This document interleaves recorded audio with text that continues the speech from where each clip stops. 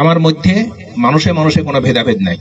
মুসলমান, হিন্দু, জাতপাত এগুলো নিয়ে কখনো আমি কোনোভাবে মানুষকে ছোট করার চেষ্টা করি না, আলাদা করার চেষ্টা করি না। কিন্তু দুঃখজনকভাবে গত 1 সপ্তাহ 10 দিন যাবত একটি কথা বা একটি বক্তব্য নিয়ে সামাজিক যোগাযোগ মাধ্যমে আমাদের রাজবাড়ী জেলার মানুষকে খুব বেশি উৎসাহী দেখা যাচ্ছে।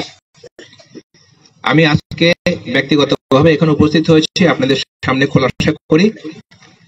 এই 5-6 দিন আগে আপনারা দেখেন যে খবরের কাগজে একটা খবর বের হয়েছে। খবরটা কি? 22 জন সেনা কর্মকর্তার পাসপোর্ট বাতিল এবং তাদের ভ্রমণের উপর নিষেধাজ্ঞা দেওয়া হয়েছে। খবরটা সঠিক। আমি নিজেই বলি আপনাদের যাতে এই বিষয়ে কোনো সন্দেহ না থাকে। খবরটা ঠিক, কিন্তু খবরটা যেভাবে প্রচার হয়েছে সেটা ঠিক না। খবরটা ঠিক কথা হচ্ছে, বাংলাদেশে আপনারা জানেন যে গত 15-16 বছরের একটা দলের শাসন ছিল। সেই শাসনকালে কিছু নিয়ম অনিয়ম নিয়ে বর্তমান অন্তর্বর্তীকালীন সরকার একটি তদন্ত বা অনেক তদন্ত করছে। তো সেই তদন্তের মধ্যে আমরা যারা সেনা কর্মকর্তা, যে 22 জনের নাম প্রকাশিত হয়েছে খবরের কাগজে, তাদেরকে সংশ্লিষ্ট করেও কিছু তদন্ত হবে। তদন্তের মধ্যে কেউ সাক্ষী, কেউ অভিযুক্ত, কারো বিরুদ্ধে প্রাথমিক অভিযোগ এরকম আছে। সুতরাং তদন্তের স্বার্থে, সুষ্ঠু তদন্তের স্বার্থে তাদের বাংলাদেশে উপস্থিত থাকা প্রয়োজন এবং তারা যেন বাংলাদেশে চলে না যায় সেই জন্য তাদের পাসপোর্ট বাতিল করা হয়েছে এবং তাদের উপর ট্রাভেল ব্যান দেওয়া হয়েছে, অর্থাৎ ভ্রমণের উপরে নিষেধাজ্ঞা দেওয়া হয়েছে। এটা খুবই স্বাভাবিক একটা ব্যাপার। এটা কোনোভাবেই কোনো প্রকার অস্বাভাবিকতা এটার মধ্যে নাই এবং এটা সারা বছর ধরে চলে। সারা বছর ধরে সরকার যদি মনে করে কারো পাসপোর্ট বাতিল করা হবে, তবে পাসপোর্ট বাতিল এই বিষয়টা একটু অন্যরকম। সম্ভবত এইবার এর একটা ব্যত্যয় হচ্ছে। পাসপোর্ট বাতিল হওয়ার কথা না, প্রকৃতপক্ষে ট্রাভেল ব্যান বা ভ্রমণের উপর নিষেধাজ্ঞা দেওয়ার কথা। তো এটাই সব চয়নের সমস্যাগত কারণে হয়তো এতটুকু ভুল হয়ে থাকতে পারে, আমি নিশ্চিত না। কিন্তু এই যে বিষয়টা যে কারো ভ্রমণের উপর নিষেধাজ্ঞা বা ট্রাভেল ব্যান দেওয়া হবে, এটা সারা বছর ধরেই চলে। এটা শুধুমাত্র যার উপরে দেয় সে জানে এবং বিমানবন্দর কর্তৃপক্ষ জানে। তবে এবার এই যে চিঠিটা, এই চিঠিটাতে 18 জনের নাম, এটা স্বরাষ্ট্র মন্ত্রণালয় থেকে কোন একটা মহল নিয়ে আসছে এবং এই মহলের মধ্যে রাজবাড়ির লোক আছে, আমি নিশ্চিত। কারণ আমি দেখলাম আপনারা বাংলাদেশের 64টা জাতি, রাজবাড়িতে এই বিষয়ে আগ্রহ বেশি।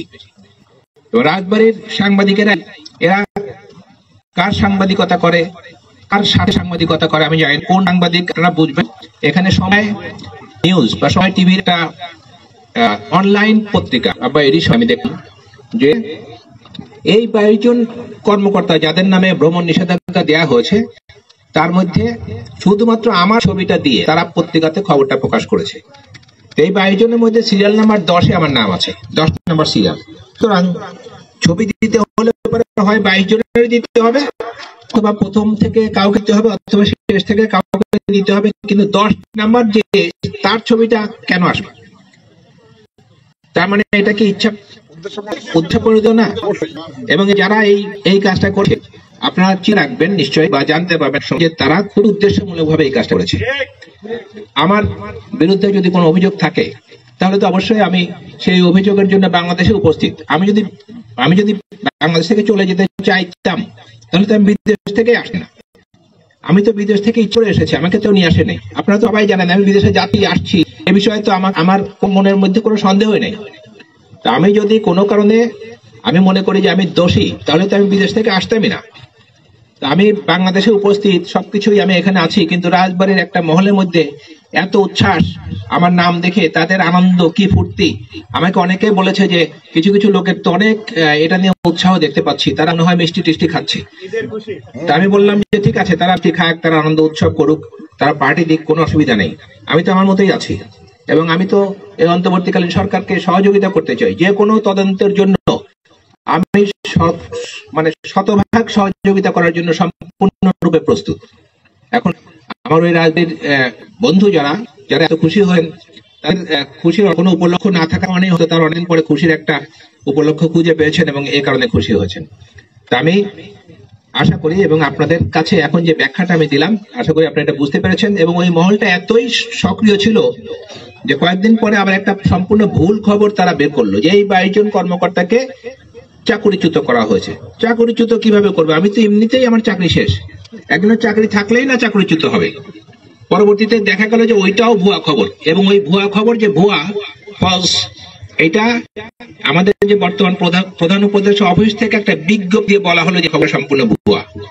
তার মানে এই বিষয়গুলোকে উদ্দেশ্য প্রণোদিত ভাবে রং লাগিয়ে এটা জনমনে একটা বিভ্রান্তি সৃষ্টি করার জন্য এবং কিছু কিছু ক্ষেত্রে কারো সুনাম নষ্ট করার জন্য এই এই একটা মহল আমি মনে করি, বিশেষ করে আমাদের জেলাতে। অন্য জেলায় কি হয়েছে আমি জানি না, কিন্তু আমি বললাম তো বাংলাদেশের 64টা জেলার মধ্যে সম্ভবত রাজবাড়ী জেলাতে এই নিউজটাকে ভাইরাল করা হয়েছে। তো আপনারা এই কথাটা জেনে রাখলেন, আমি ওদেরকে বললাম এবং আমি ব্যক্তিগতভাবে বললাম।